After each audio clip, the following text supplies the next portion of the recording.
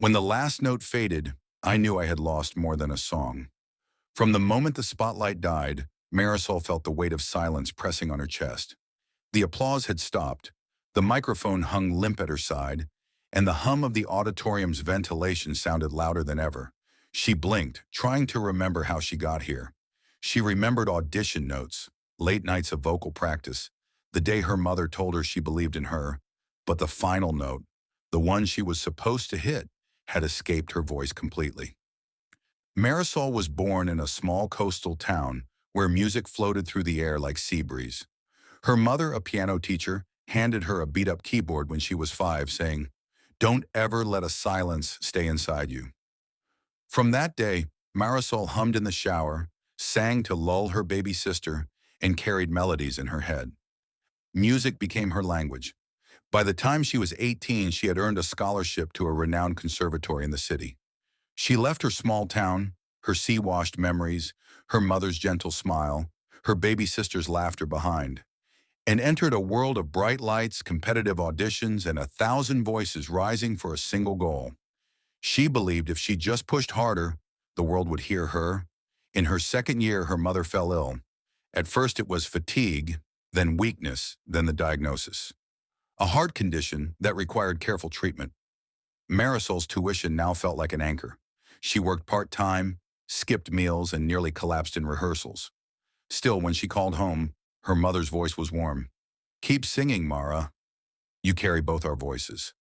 Then the conservatory announced a scholarship concert to be recorded and sent to labels. This could be Marisol's break. The pressure mounted. Her hands shook when she held the sheet music. Her throat tightened as she practiced. But the night before the concert, the news came. Her mother had collapsed and was hospitalized. Marisol stood in a hospital corridor, phone pressed to her ear, tears pooling, hearing that her mother's heart was weak and that the doctors were uncertain. She faced a choice: skip the concert and rush home, or perform and risk losing her mother's last days. She agonized in the dark of her dorm room. She whispered to the ceiling, "Mom, you taught me not to let silence stay inside. What do I do?" Her mother's voice came through the phone weakly. "My heart listens when your voice flies. Finish your song, Mara. Live with no regret." At dawn, she slipped out, tears drying in secret, and walked to the concert hall. She looked at the stage, the lights, the audience turned expectant. The director cued her. She swallowed hard and walked on stage, arms trembling, heart full of two loves, her dream and her mother. The first verse she sang softly, hesitant. The accompaniment joined. Her voice cracked. A few chords later she choked, staring at the empty rows.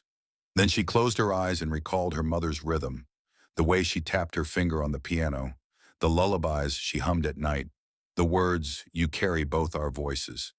She breathed, let the memory flow, allowed grief and love to enter her voice. The next sections of the song she sang with raw beauty, a trembling low line, then a swelling chorus, then a soaring bridge. The audience was silent. When she held the final note, she extended it, past the expected moment, until it quivered, then faded, then vanished. The silence after was vast, thick. Then a single clap, then another, then the whole hall erupted. Marisol fell to her knees. She heard someone say, "She broke us open." Afterwards, she discovered that her performance had been recorded. Messages poured in from producers, labels, media. But she did not rush toward them. Instead, she boarded a train for her town. She walked to the hospital, stepping carefully down the linoleum halls, her heart wanting to burst. She found her mother in a quiet room, pale but breathing, eyes flickering open. Marisol knelt beside her, clasped her hand, and whispered, "I sang. I brought us home." Her mother's lips curved. She whispered back, "Your voice does more than sing." It heals months later. Marisol signed with a label, but she remained grounded. She built a foundation to provide music scholarships to children in her hometown.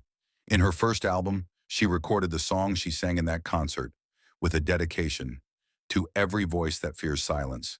She toured, told the story of her mother's collapse, the hospital corridor decision, the trembling note, and the resolve to sing with every part of her heart. Every performance she reminded herself, silence can be heavy, grief can stop the voice, but hope, love, and memory can push you through. She learned not to suppress her pain, but to let it echo in her art.